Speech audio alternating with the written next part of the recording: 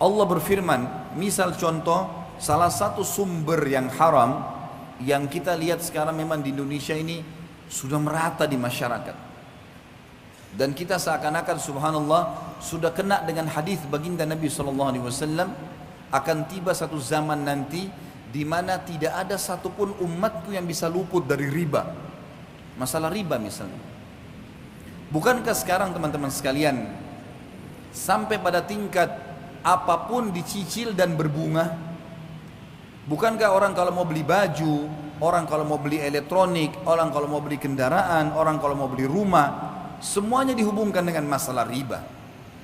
Dan ini berbahaya sekali. Riba ini bukan hanya sekedar sesuatu dosa yang seperti zina yang dasarnya besar misalnya. Tapi apa kata Nabi SAW dalam hadis yang sahih riwayat Imam Ahmad? 1 dirham riba lebih berat daripada 36 kali berzina. Bayangkan kalau kita berzina, naudzubillah, sekali, sudah berat hukumannya. Sudah cukup Allah datangkan penyakit kelamin untuk dia sebenarnya. Sudah cukup Allah akan coba dengan bangkrutnya usahanya, ribut dengan istrinya dan suaminya, anaknya jadi sakit dan beragam macam cobaan akan datang. Bagaimana kalau seandainya 36 kali berzina? Padahal 1 dirham, 1.000 rupiah riba. Baik teman-teman sekalian, masih pakai kartu kredit sekarang, memaksakan diri untuk pakai. Apa itu? Dipaksakan untuk menyicil sesuatu. 0% kok Ustaz? Baik 0%. Taib, kalau seandainya Anda terlambat 1 hari saja, bukankah kena bunga 50 rupiah? 50 ribu rupiah? 50 ribu bisa saya jangkau, gaji saya 3 juta. Benar, tapi 50 ribu rupiah kalau kita hubungkan dengan hadis tadi lebih berat daripada 36 kali berzina. Untuk apa? Kenapa harus paksakan diri melampaui kapasitas? Kenapa kalau tetap pakai kendaraan yang lama dulu sampai dikumpulkan dana supaya kita bisa membeli yang cash? Kenapa kita tidak sabar teman-teman sekalian? Toh perangkat di tubuh kita masih aman, matanya masih sehat, telinganya masih sehat, kulitnya masih bagus, kakinya masih bagus. Kenapa harus paksakan diri? Sementara memang riba, sebagaimana tadi qari kita membaca ayat Al-Quran yang luar biasa. Allah mengatakan, ya ayyuhalladzina amanu la ta'kulur riba adha'afan mudha'afah. Hai orang-orang yang beriman, jangan kalian makan riba bertumpuk-tumpuk, berulang-ulang. Apa makna kalimat ini? Kata sebagian ulama tafsir, yang dimaksud adalah riba itu akan selalu mengikat seseorang, tidak bisa lepas. Makanya setiap cicilannya berjalan berapa bulan ditawarkan lagi yang lain, digoda lagi sama syaitan dengan yang lain. Minimal harus ada yang nyantol. Dan 1 dirham riba lebih berat daripada berzina. 36 kali berzina. Allah berfirman dan mengingatkan kepada kita, menjelaskan tentang solusinya. Lalu apa yang saya harus lakukan Ustaz? Jawabannya Allah yang berfirman dan kekal sampai hari kiamat ditelawakan.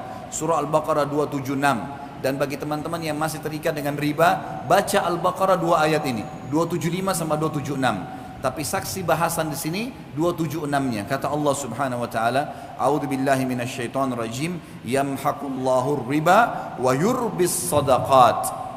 Allah pasti memusnahkan riba dan menyuburkan sedekah. Apa maksudnya memusnahkan riba? Kata para ulama tafsir, yang dimaksud musnah hartanya, hasil riba itu tidak akan bermanfaat buat dia, selalu bermasalah. Beli elektronik akan selalu bermasalah buat dia, beli rumah dari riba akan selalu tidak tenang di dalamnya, terjadi pertengkaran-pertengkaran, makanan minuman yang didapatkan dari hasil bunga riba atau dari riba itu juga akan mendatangkan penyakit-penyakit dan seterusnya. Memusnahkan harta itu dan memusnahkan bagi pemakannya. Sesuai dengan hadis Nabi SAW, Allah melaknat pelaku riba, penulisnya, saksinya, semua kena. Maka harus hati-hati. Dan Allah menyuburkan sedekah. Bagaimana mempertemukan teman-teman sekalian antara riba dengan sedekah? Bagaimana kita mempertemukan antara riba yang orang transaksi jual beli bertambah berbunga dengan sedekah? Sedekah seakan-akan kita tidak dapat apa-apa. Para ulama tafsir mengatakan yang dimaksud adalah kalau seseorang mau diluaskan rezekinya dan dia tidak akan perlu bergantung pada riba dan hutang, maka dia harus rajin bersedekah. Makin besar dia keluarkan sedekah, maka minimal balasannya 10 kali lipat. Sebagaimana Allah berfirman dalam Al-Quran, dan kita sebagai orang beriman yakin dengan firman Allah. A'udzu billahi minasyaitonir rajim. Faman ya'mal minas salihati. Maaf, ayatnya adalah man ja'a bil hasanati falahu asyru adhafiha. Al-ayat. Siapa yang melakukan satu kebaikan termasuk sedekah di dalamnya, maka Allah akan datangkan 10 kali lipat. Sebenarnya kita kalau sedekah 5.000 rupiah, 50.000 rupiah, 100.000 rupiah, 1 juta rupiah, atau makin besar maka makin bagus. Pada saat itu sudah ada jaminan dari Allah, kita akan dapat secara investasi dengan Sang Pencipta Allah 10 kali lipatnya. 50.000 akan 500.000, 5 juta akan 50 juta. Ini janji, nggak mungkin salah. Allah nggak mungkin salah. Inna Allah la yukhliful mi'ad. Allah nggak akan pungkiri janjinya. Wa man asdaqu minallahi qila. Dan siapa yang lebih jujur daripada Allah dalam perkataan? Nggak ada yang salah. Bahkan ada hadis Bukhari, hadis qudsi, Allah berfirman, Nabi SAW mengatakan, Allah berfirman, seluruh amal ibadah anak Adam ditentukan kadar pahalanya 10 sampai 700 kali lipat. Orang yang rajin sedekah mustahil miskin dan mustahil akan membuka pintu utang, otomatis akan selamat dari riba. Karena masalahnya orang kalau riba pasti berhubungan dengan hutang. Dan ini akan berbahaya, memusnahkan hartanya, memusnahkan dirinya. Coba sekarang balik teman-teman sekalian. Saya cuma punya uang 10.000, saya juga mau makan. Berbagilah dengan orang-orang miskin di pinggir jalan sana, walaupun cuma sepertiganya. Di dalam sebuah hadis Bukhari disebutkan, ada 2 orang dari Bani Israel dulu. Dua-duanya orang saleh, beribadah, sahabat dekat. Dua-dua punya kebun bersebelahan.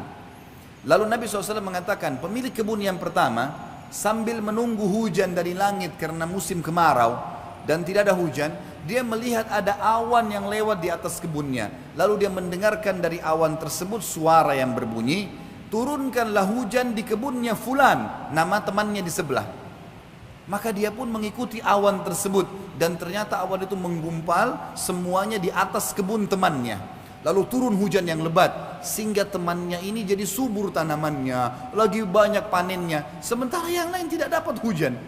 Kuasa Sang Pencipta Allah. Lalu dia tanya temannya, apa yang kau lakukan dengan kebunmu ini? Sampai di musim kemarau seperti ini, masih saja Allah datangkan hujan khusus untuk kebunmu, yang lain gak dikasih. Dia mengatakan, hasil kebunku ini aku bagi 3. Sepertiganya aku berikan kebutuhan keluargaku, dan ini termasuk sedekah.